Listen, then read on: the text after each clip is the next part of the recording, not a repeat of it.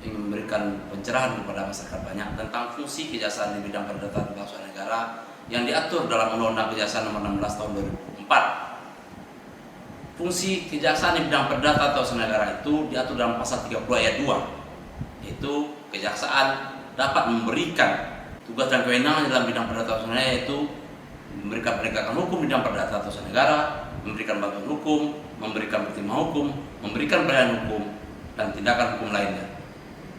Nah, hari ini kami diminta oleh pemerintah Kota Semarang untuk memberikan pertimbangan hukum dalam rangka memberikan ganti rugi atas sebuah tanah yang telah digunakan oleh pemerintah kota untuk pembangunan.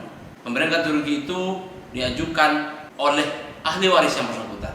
Namun ada hal-hal yang harus dijelaskan. Siapa yang berhak menerima, siapa yang tidak boleh menerima. Itu saya sudah jelaskan bahwa ahli waris yang boleh menerima itu adalah dari istri yang sah dan dari anak-anaknya mereka atau pihak-pihak lain yang berhubungan darah dengan almarhum. Nah, hari ini ada pemohon ahli waris terhadap 3 istri yang bersangkutan. Istri pertama, istri kedua, istri ketiga, dan anak-anaknya. Namun dari semua istri-istri itu, saudara Taib ini tidak terikat secara perkawinan sah. Nah, hari ini kita akan berkoordinasi dengan pihak pemerintah kota, kuasa hukum yang bersangkutan, dan keluarga almarhum saudara Taib.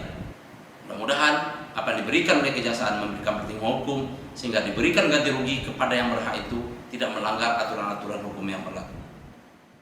Kalau waktu terima pengacara, pertama ahli saya harus sah secara hukum. Walaupun dalam model pengadilan boleh diterima oleh ahli waris berdasarkan sudah terangkum, tapi secara yuridis ahli waris harus sah. Saya sarankan supaya tidak ada persoalan ahli, maka ahli waris harus sah. Siapa ahli waris dari almarhum? Ahli waris almarhum itu adalah istri dan anak-anaknya yang sah. Istri yang sah, anak-anak yang sah. Saya sudah koordinasi, mulai mempelajari aturan-aturannya. Ternyata istri saya pertama kalau disebutkan oleh anaknya.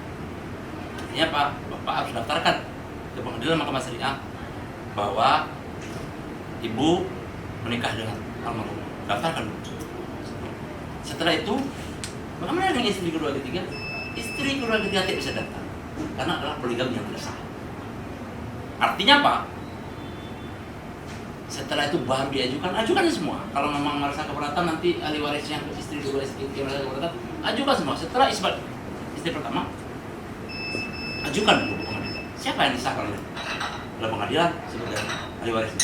Menurut hukum, yang disahkan ahli warisnya adalah istri yang sah, yang dah diisbat, kemudian yang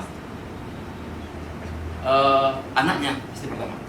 Istri kedua, istri ketiga tidak akan mendapat waris. Namun, ini tentu sebagai orang yang bertali darah itu bisa saja membagi. Buat perjanjian belakang layar, kan? Tapi penerima ya bikinlah perjanjian belakang layar. Itu Bu, itu tanggapan awal dari saya. Ibu silakan tanggapi. Dan nanti kita akan mencatatnya sejauh mana akan kita proses pembayaran ini. Kemudian udah ada uangnya, tinggal bayar rekening transfer, selesai semua. Silakan. Terima kasih. Assalamualaikum Hakim Mahkamah Syariah Semawi. Saya menceritakan real keadaannya sebenarnya seperti apa. Nah, kendalanya kan ini kita karena mau buat PAW tidak ada buku nikah, gitu kan. Jadi ketika kita mau isbat, istri pertama harus diisbat. Jadi saya bilang istri pertama ini sudah cerai, gimana caranya? Oke, isbat sekalian cerai. Gelondongan terhadap Kalau mereka berempat sepakat bahwa masuk ke rekening sini, nanti harus ada buat surat kuasa lagi mereka kepada pengacara. saya pikir dengan pengacara bahwa rekening itu kan kenapa? Saya sudah ceritakan akibat hukumnya kalau pengacara. Tapi secara darah, Bapak punya tanggung jawab. Kalau ada setuju kan tinggal langkah aja besok ajukan permohonan. Nah, saya akan telepon ketua Mahkamah Syariah. Dalam rangka membantu. Kita bantu. Jadi Pak, bila tidak pernah ngomong sama Pak betul. Sekalian selain ini yang jadi masalah. Coba kita lanjut Kita dulu coba kan. lakukan Nanti dulu. Ya, kita lihat di mana ada coba. kendalanya nanti kita bantu lagi. Kalau tidak bisa, misalnya apakah boleh istri kedua disebutkan? Ah, katanya. Boleh.